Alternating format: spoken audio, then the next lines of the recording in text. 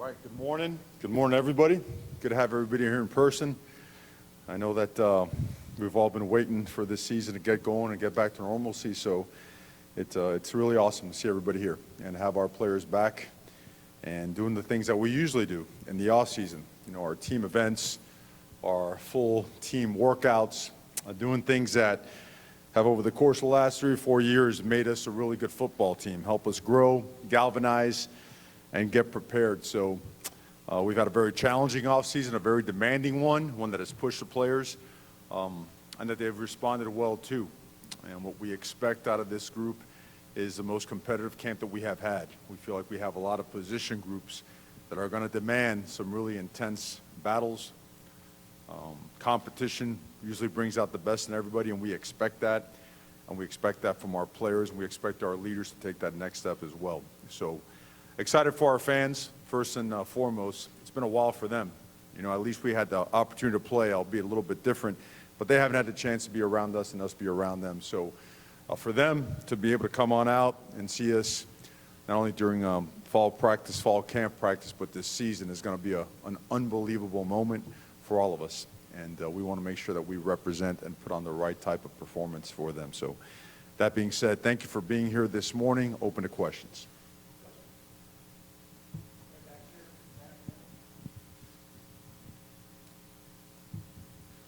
Mario, you mentioned normalcy. I want to know what you were expecting. How normal do you expect this season to be? Are you expecting it to be 100% back to normal? Because still have COVID, we still have the issues that we're dealing with, and still a lot uncertain. So how much normalcy are you expecting?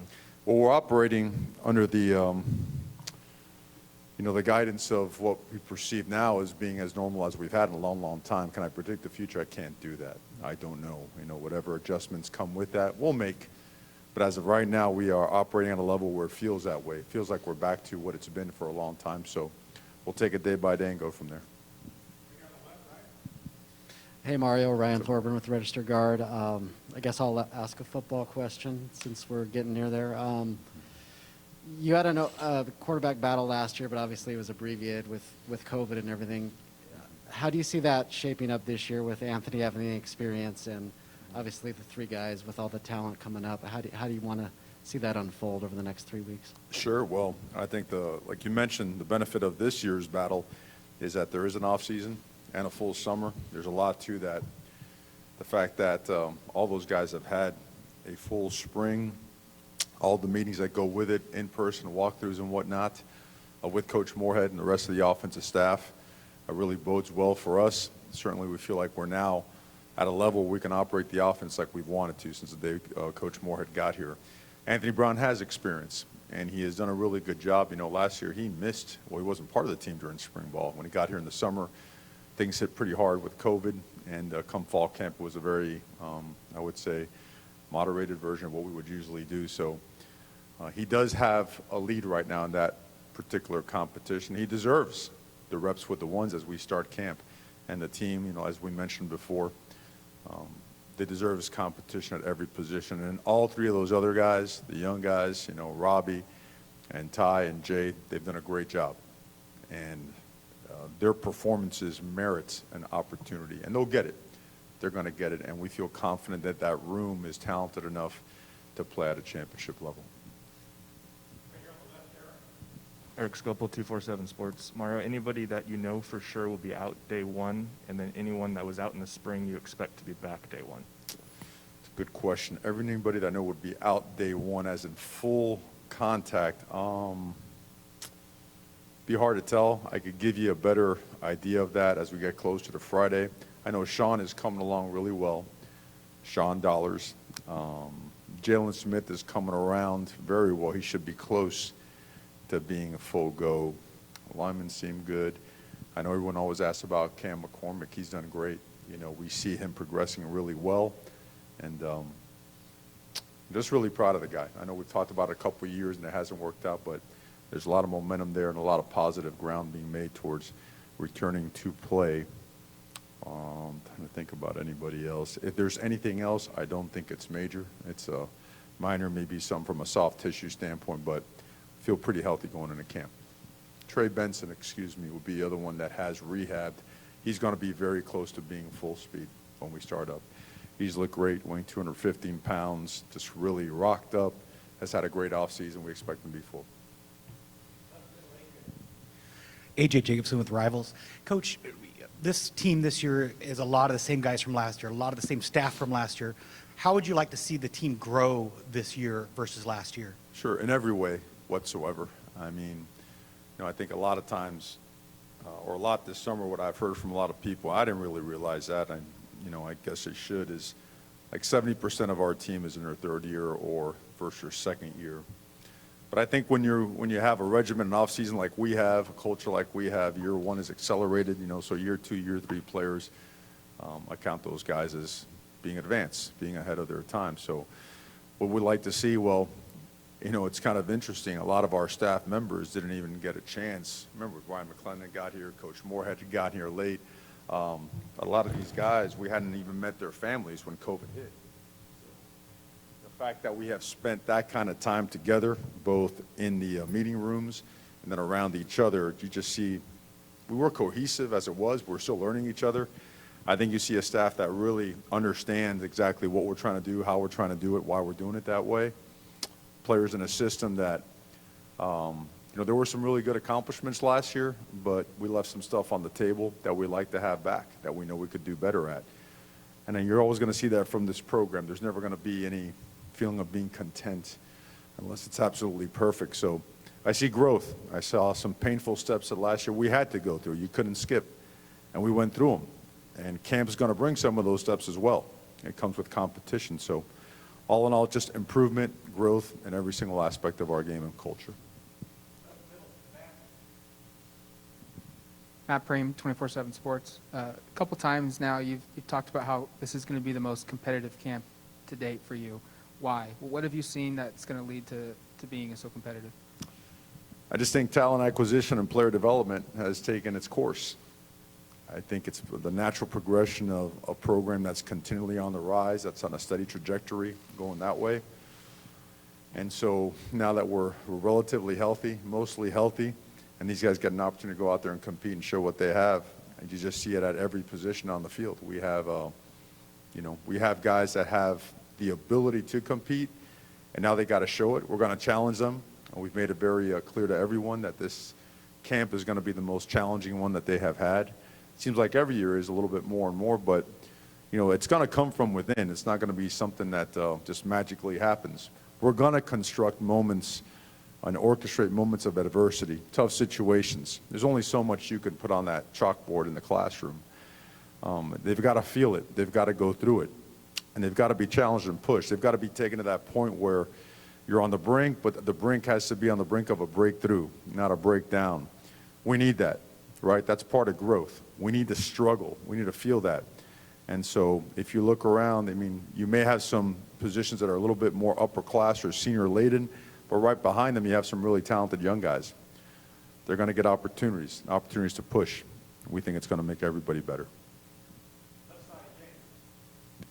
James Creppy with the Oregonian. Mario, to roster management, I was wondering do you ascribe to the old Jack Welch philosophy of the 20-70-10 and motivating the bottom 10% and loving them as much on the way out as on the way in, because churn is part of the business now, particularly with the portal and the one-time transfer. And also, you're one of only 4 Power 5 programs not to bring in a transfer this whole offseason. And I was wondering if that was a thoughtful decision. Was that something that you pursued and things just didn't happen to break your way? Or, but as one of only 4, I didn't know if there was something to that necessarily. I think you use it as you need to with so many different ways to build your roster. You have high school players, you have junior college players, you have a transfer portal now, you have players overseas, you have players in Canada, you have a good walk-on program. There's so many different ways to build that class of, on the average, 22 to 25. Your cap at 85 scholarships, bringing 110 to camp with any super seniors above that. So we have 6 super seniors, I believe, so at 116 or something of that nature. So there's different ways to do it. We felt that the transfer portal players available just didn't quite fit what we needed. And we want to make sure that when we layer a position, we do it constructively where guys are playing, guys are developing and guys are pushing and the best player may go. If it doesn't fit that criteria at that particular position group, we're not going to access it. Not to mention, it just next year may be different, right? We may have 3 or 4 different positions we need to fill, and that might be the best option available. So you mentioned the first question was something philosophical. Can you go through that again? It was like some type of quadratic equation you gave me. Go ahead.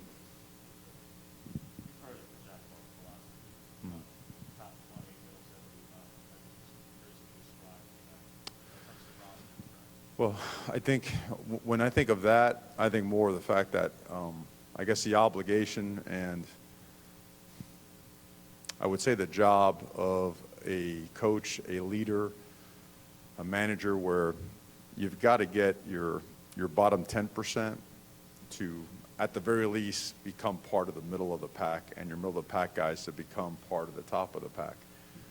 I just remember, there's been a lot of stuff on Bobby Bowden. Our thoughts and prayers are with Coach Bowden. I remember him talking about how important it was to take a look at the scout team, right? And when you look and assess that scout team, it'll tell you what type of team you have. If that's a really good-looking scout team, like they look like guys that could play on Saturday and help you win football games, you probably have a pretty good roster, okay? And so I think that it's important as you look at maybe the guys that aren't in the 2 deep yet and have spent time on the service team and the scout team, and they've just gotten here or have been vying for positions over the past couple of years, those guys have an opportunity to contribute. They have an opportunity to compete now. So that's why I feel we feel strong. We feel like there's a lot of confidence in what we have going into camp. And now the key is to make sure that, as you talk about percentages and where you got to bring where, that at the end of the day, we're getting 100% out of everybody, or as close to it as possible, knowing that it's going to be imperfect, but just finding ways to make guys better.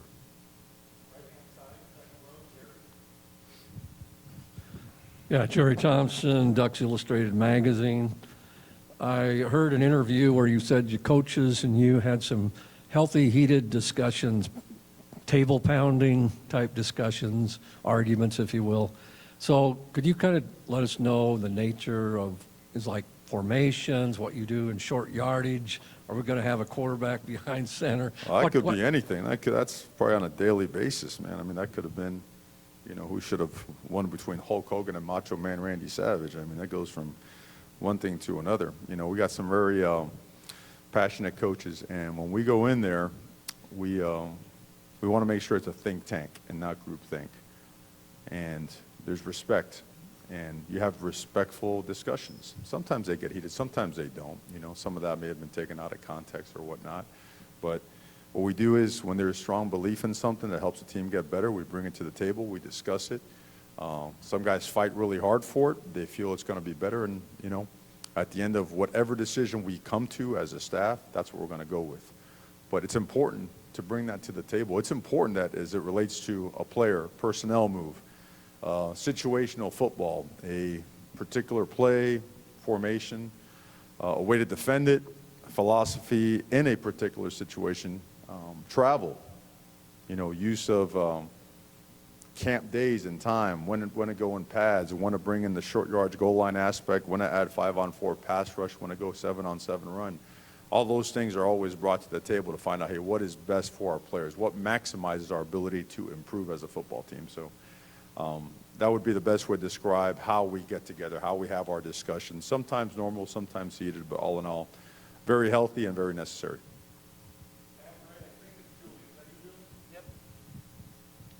Julian Minnesota, KZI. Mario, obviously Kayvon has high expectations for himself year in and year out, and you can't look at a list of best players in the country without seeing his name. Where do you see his next stage in evolution of his game going this season? Well, the best part about him is that he's focused on the present. He's not concerned about the accolades. His main focus right now is making his teammates better, the program better. And with that type of focus, with his work ethic, because I think everyone talks about his ability, I don't think his work ethic is mentioned enough. When you combine all that together, you have a powerful camp. You have the ability to impact others and affect others as a leader. And I think that's going to be his biggest impact. The personal stuff, the actual individual accomplishments are coming. I think they're coming in all different forms. They're coming in the forms of tackles for losses, big plays. They're coming in the forms that never meet the stat line, taking on a double team and controlling the C gap or the D gap in a Y wing wide zone play. I mean, it's going to come in a lot of different ways, and it's because he has taken a lot of time perfecting and honing on his craft, honing up his craft, excuse me, to make sure that he's doing his job to the best of his ability and he's able to affect the guys around him. So I think all those things are important, but the fact that he's impacting others by leading by example is going to be, for us as a football team, his most impactful, most significant push.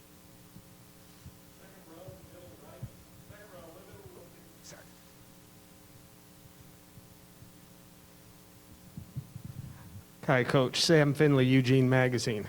Talk a bit about Coach Moorhead and what he's meant to the program since coming in the past year. Super sharp guy, tremendous human being, really, really high football IQ, has got a great offense.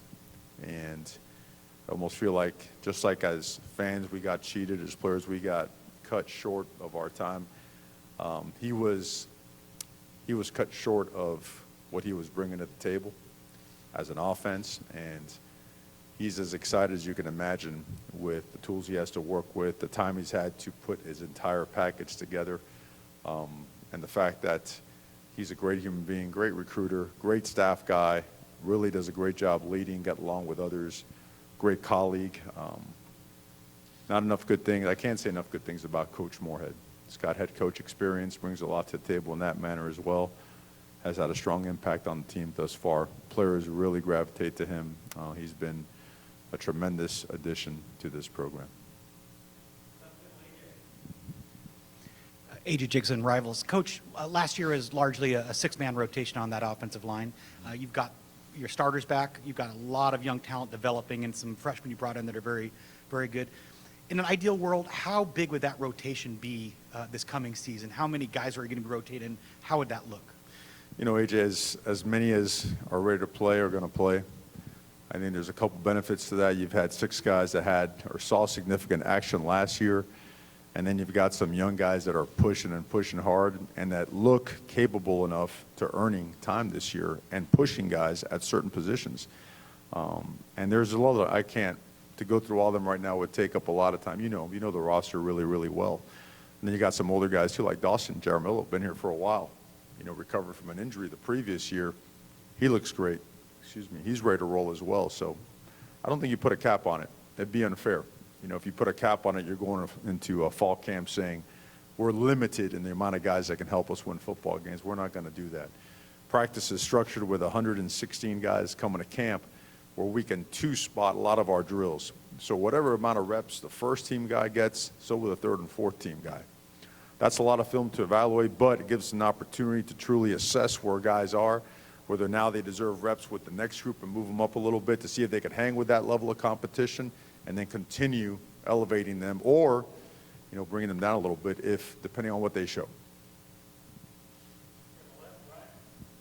Mario, after Patrick Herbert was kind of waiting his turn behind some older guys and then dealing with injury last year, where do you see him in his development, and what kind of impact could he have in Joe's offense? We think he's going to have a great season. He is strong. He's big, athletic.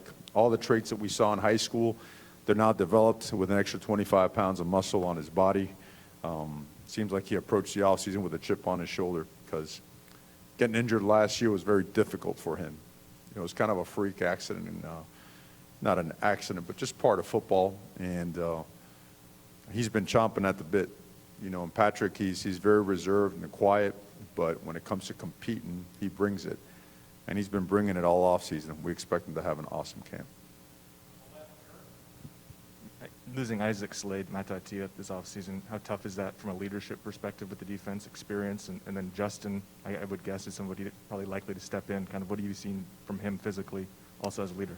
I think whenever you lose or gain people, I think it's good both for the person and for a program. So I see it working out great on both ends in that nature. I think we have a great linebacking group, really strong defensive coaches as well, and some great leaders overall. So I think all in all, it's a big plus.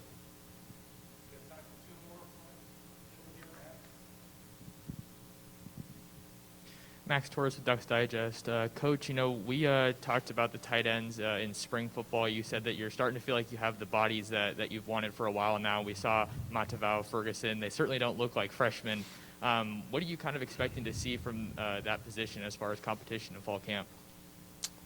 Well, expect them to not pick up where they left off. Expect them to be even better than where they left off in spring. You mentioned a couple of young guys that came in at 228, 230 pounds. They're now sitting at about 255 and 260. The same thing with Patrick Herbert that we just mentioned a moment ago. Looking at DJ Johnson, who's maybe in moon pounds 270, probably a little bit more in real earth weight. Spencer Webb has had a great offseason. We expect Cam McCormick back. These are a lot of big bodies with a lot of length and a lot of range, a lot of special teams value as well. These guys are going to play a lot of football. It's a position that they play so many downs and do so many things. Sometimes they get banged up, so you have to have a good number of them. But they all can do the following things. They can all control the C gap. They can all stretch the field in the passing game.